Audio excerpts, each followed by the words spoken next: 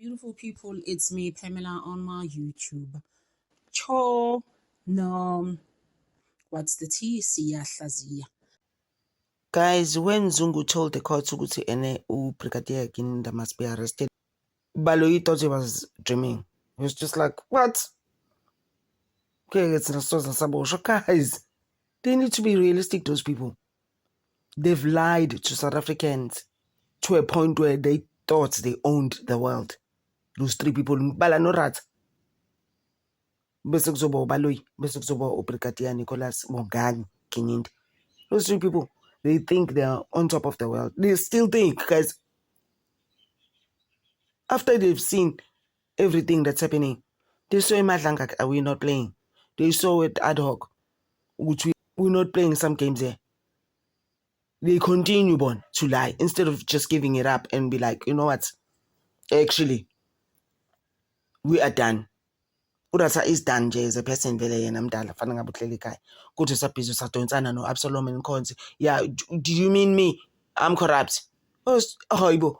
Angazi ukuthi uZungu why did he apologize? I wasn't gonna apologize. I was just gonna be like, no, you're actually not corrupt, but you are corrupt, and then not apologize though. Uzungu was just like, I was never gonna apologize to Ratsa, guys. Bias Ratsa and is site in the state. Umnisi didn't apologize. I was like, yeah, you've been Urat. I was just like, you've been pointing at me. You pointed at me last week. I was just like, why didn't you tell him last week? He pointed at you. You're telling him now to do what? Umnisi sat down. He was just like, you are getting away with M in this court. Umnisi couldn't hold himself. I was just like, I can't. I'm done. Obviously, guys, Constable Zungu was paid already. Imali yakhe lo Qambamanga involving ubabwaki. The dead, guys, is so heartbroken to a point where uyamsaba umntanakhe ofila ukuthi he can still unalive him. Like, guys, is there anything like that, man? What a betrayal, Babu Abantu. Guys, uZungu was just saying, you know what? Ngikhathele abantu usho uBrigadier Kininda obviously was victimized. I think uZungu into lying for Brigadier Kininda yena and his son. So nje guys, let's give him a round of applause. Lo baba wabantu omdala kangaka oshilo ukuthi ngimdala ngizongenza islim, and just say, you know what, he opened South Africans' eyes abaningi ngabo ukuthi ha kanti slosi busy kwangena ama-intruders into engekho kanti lo muntu ayinobusy nje no accused about two. Accused number 1 and 2 Muzisibiya noNtanzi ukuthi lalela uyabazi and you know ukuthi vele bayigebengu and you saw them at the Basotho hostel. Into engekho guys baba ngaka. It's so wrong in so many ways. I'm so happy ukuthi ukwazi to clear his name and basically nje azikhulumele. Uyayikhulumela uZungu. I love that about him, and he's actually very smart. Don't get him wrong. Ubemtshela kahle uBaloyi ethi uBaloyi. It's just like thola abafana nawe and Ratha. Behlanyela uRatha in that course like you've never seen. We saw it guys this week. I was just like, lo baba uzincedile, because his thing was I was kidnapped. So many things happened to me. Abantu bengenza izinto, but I'm happy ukuthi today I'm here, you know, and ngikwazi ukuthi ngizoyikhulumela ngoba phela basically bese ngikhulunyela bese kushoda ukuthi athi bese ngikhulunyela njengedluzi like what's going on here, ngikhona ngisaphila. I didn't get that, you know. He mentioned all of this ukuthi hayibo abantu bese bengikhulumela like I can't speak for myself. So nje mina I'm just very happy ukuthi he came to court, uBaba Zungu, and spoke. He didn't leave any stone unturned. He was just like, no, ngidlala abantu. Wamtshela kwaSenoratha ukuthi he must get off. Both of them and Baloyi. Nomnisi wamela so many times uBaba Zungu, and wambuza quite a few questions in the end ukuthi ke so wena nje uBaba Zungu ufila kanjani. Washo uBaba Zungu, please nje take a listen to this. Thank you. Now we are starting with my re-examination. Siyaqala ke manje ngimbuzo ukucacisa. Do you understand? Uyazwisisa baba? Yes. I do understand. Thank you. Now,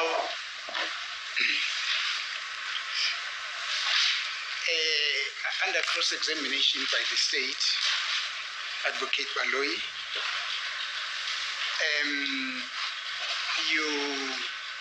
Your attention was brought to the fact that Brigadier Gininda told the court that he arrested accused number 1 and accused number 2 on the basis of the information that was contained in the statement that he obtained from him.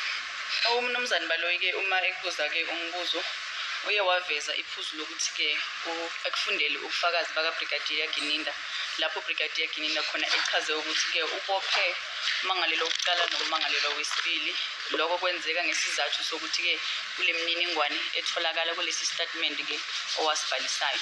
Do you understand? Uyazwisisa? Yeah, boss. I understand you. Yeah. Yes. Thank you. Now, earlier on, when you were still being cross-examined, the state put the following to you.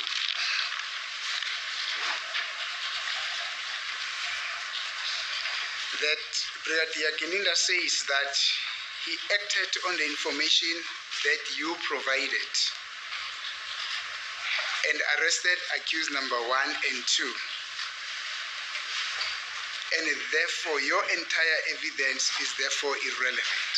Do you still remember that? Uyakhumbula-ke inkulumo kaMnumzane Baloyi lapho echaze khona-ke ukuthi uBrigadier Gininda washo ukuthi-ke yena uthathe leyo mniningwane wayisebenzisa eyamholela-ke ekutheni abophe umangalelo wokuqala nowesibili kanti-ke ubufakazi bakho obunye abusadingakala. Uyayikhumbula leyo nkulumo yakhe? Yes, I do remember that. What did you make of the statement? Wena-ke uthe ma umamelele nkulumo wazwisisa ukuthi usho ukuthini? Akukho kuningi ngizokuphendula base ngiphendule. I'm not going to answer further because I've already explained or answered. Lokho nje ukubophela abantu ubophela amanqine enyathi kuthiwe ufakwe enkingeni ongangene kuzo. This was just a form of some form of falsely implicating people in things that they are not involved in. Nisuke la nisebenza khona nisukele mina ongenzekanga ngisho yodwa into lezansi lento enikhuluma ngayo yenzeka khona lapha abasuka khona. To come to leave their place and to come to wherever I'm staying so far away because any of those things that they said happened did not even happen where I was resident. Bangifaka-ke ngigcine lapho bangifaka-ke lapho. They involved me in that. Ma bengifakile-ke base bewenzani lowo msebenzi bakhombisa ukuthi bangifakile. And this is the results that they showed me, or the results that they've involved me in this matter, and now I ended up here in court.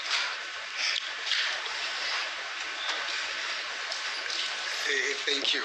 I don't have a lot in re-examination because I must be very sincere with you, because your statement, your testimony revolves around this alleged statement that you made, that you allegedly made.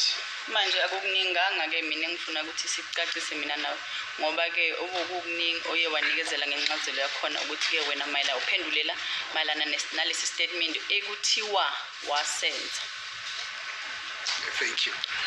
Now, another question, a supposition that was put to you by the state was to the following effect: that the reason why Brigadier Gininda wanted to take you out of the country was because you had made a statement and he was discussing various safety options with you.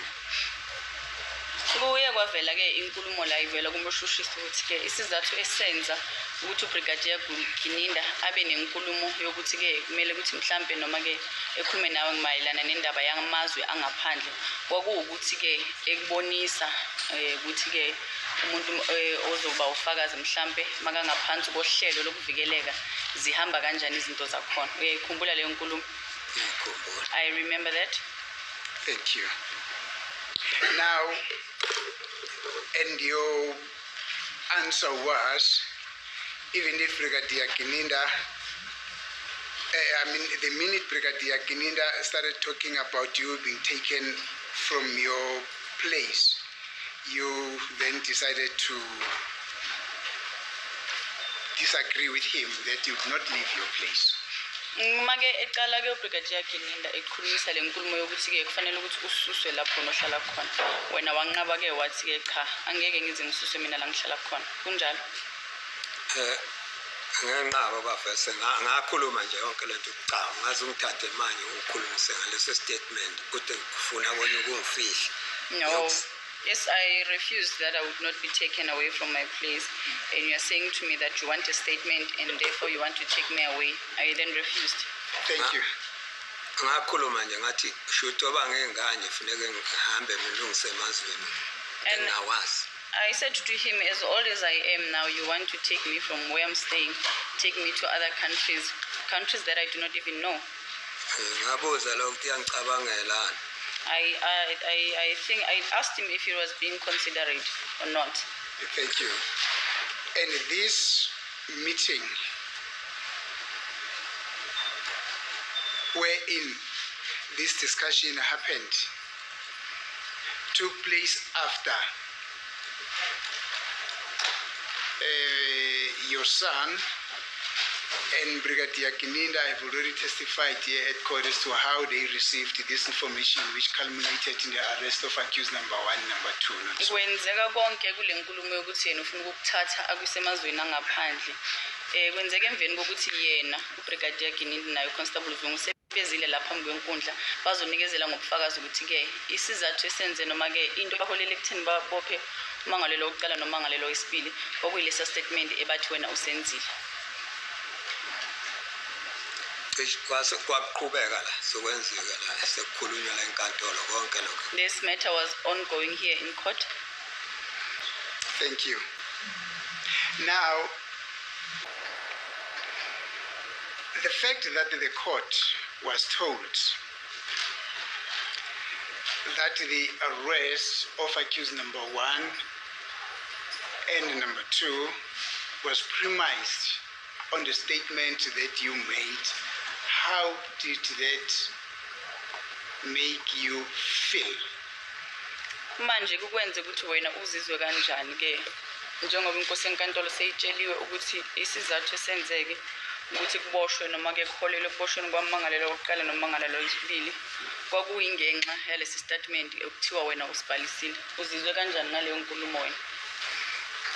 Kwangiphatha kaphela lokho masengizu nokudindesho la enkantolo ukuthi izinto azizwa kwabuzwa ngami kwangiphatha kabi. That hurt me when I heard Gininda testifying here in court that he got that information from me. It did not sit well with me.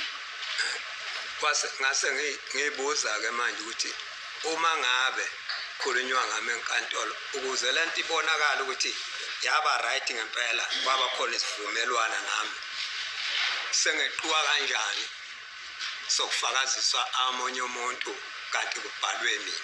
I then asked myself as to if this was a thing that was done correctly. How is it that then that is saying that I made a statement and therefore I'm not called, and instead another person is called? Ngathola ke ngathi mangezi konye okunye ngayina kwezinye ngithule ngilalela ukuthi kwenzekani. I then said to myself, let me just keep calm and keep quiet and listen as to what is happening. Kuze kwafika ke lapha emaphethelweni ecala. Up until the last part of this matter. Ekungixakayo ke lapho anti uGininda ngoba esho kanjalo nje sokuze kufike endaweni kanti mina wayethi ngoba ukhulu ufake udaba ngegama lami wavula icala ngegama lami manje kanti mina uzongifaka kuphi kunini lapho engizofakaza khona. We are now at the finality stage of this matter, and Gininda has made mention of my name in this matter. So I was wondering as to when is it that I'm going to be called, because my name has been made mention here in court. Ngafikelwa ke kwazi vese ukuthi ngoba bengangibizi nje bayazi abangibizi ngani. And then it was then clear to me as to the reason why they are not calling me. They know why they are not calling me. Now, just there. What would you think, or what do you think would be the reason why you were not called?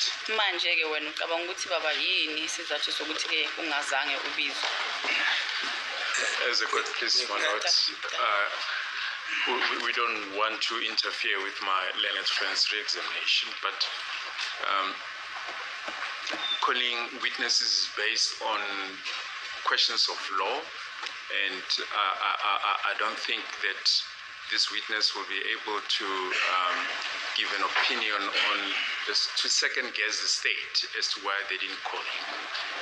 In any case, we quoted a passage in the proceedings as to why we did not call the witness. We submit, my lord, that will be opinion evidence that will be irrelevant, my lord. We have referred to the relevant portions of the record as to why we did not call Ubaba Zungu, my lord.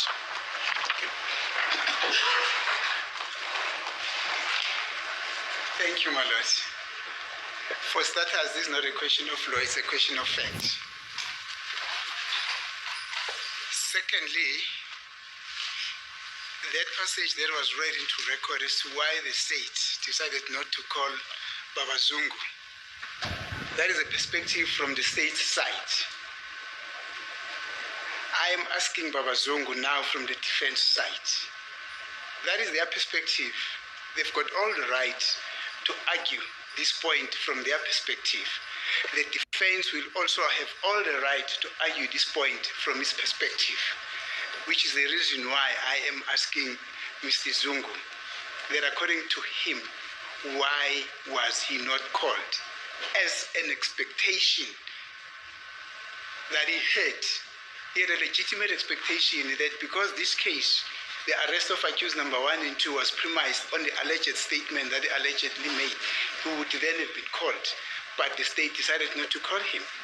Now, I am asking him that according to his opinion, and if his opinion matters, and if his opinion is wrong or right, that will be what the court will call upon to determine at the end of this case. But we cannot be detracted from receiving his opinion at the end of the day simply because the state says they put on record the reason why they decided not to call him. That is their own perspective. I am approaching this case now from the defense perspective, my lord. I would therefore submit that this question is pretty relevant, my lord. Thank you. Umbono ngokombono wakho ke wena Baba Zungu ukuthi ke njengoba ke uBrigadier Gininda wathula ubufakazi lapha kwenkundla ukuthi okwamholela ekuboshweni kwakhe umangalelo wokuqala nowesibili okungenxa le statement kuthiwa wena usenzile. Manje ke wena ngokombono wakho ucabanga ukuthi isizathu sokuthi ungasabizwa ke lapha kwenkantolo isiphi? Kwenziwe yini? Mabe ngasangibiza enkantolo. Kushuthi phela into engazange yenzeke ngendlela leyo ukungiqambela amanga. It means that that was not done correctly and they now lying. Nalabo bantu ababe ingane zabantu ezibiziwe ilandwe uYukinini. Kuphe esingayitshena khona mina ngingafika ngofikisana ngathi uGininda right inkantolo ngoba phela ibange ngisafika mina enkantolo. And these kids that Gininda said, or Gininda had brought here, what would we say to them? What evidence would we show them as to whether Gininda was correct to do that or what? Nabanikazi beingane lapha. Oba phela bayabuza ukuthi kungani ngingabizwa. Namanje nawe uyabona ukuthi kungani nobani uyabona. Shuthi kwakungekho kwakukhona ubugebengu. And there's people around these kids that are asking also that as to why was I not called to this matter. So I'm also wondering why was I not called. So there are also people asking around as to why was I not called. Serious kanje. This is such a serious matter. This matter is broadcast everywhere and every day, all day. okuthiwa icala lavulwa ngaye And la enkantolo. one would ask themselves, as to where is this person that they referred to, that they made this arrest because of him? Where is this person? Phela nalaba babo abasolo bebezokweneliseka enhliziyweni. Uma mina bengifikile ngangena la ebhokisini noba uGininde balami. Also, the suspect would have been fully satisfied if I was called, brought to the witness box, and I'd explained my story. Thank you. Ilokho ke ngishoyo ukuthi ngoba ngisho nje bengeke ngiqikelele ukuzala ecourt mina. Ngihambe ngifuna ngithole ni. No, I was not going to force my way to come to court. Inhliziyo yami nje ila ukuthi kungani ngingabizwa ngizokhuluma ngoba mina ngingumuntu oqala kuleli cala. What I longed to know from the bottom of my heart is that why was I not called? From the beginning of this matter, Okwakufanele ngene la. I was supposed to come here to the witness dock, Bese ngibuzwa ngalaba abantu kuthiwa ngibashilo. Uyabazi laba na? and then I was supposed to be asked with reference to these people that they said I have made mention of, to ask me as to whether, do you know these people? Bese siyabhekana ke nalona osho njalo ukuthi yimi. So kuyabuzwana la enkantolo. And then we would then face each other with this person that is alleging that they got the information from me. Mina angiconnected. I'm not Seduzane mangila eKZN. I'm not far, I'm just here in KZN. Konye mangicabanga leli cala qale ngilapha emsebenzi ngila eMpumalanga. This matter started, I was here in Mpumalanga at work. Thank you, Mama. Ilokho ke engikushoyo la.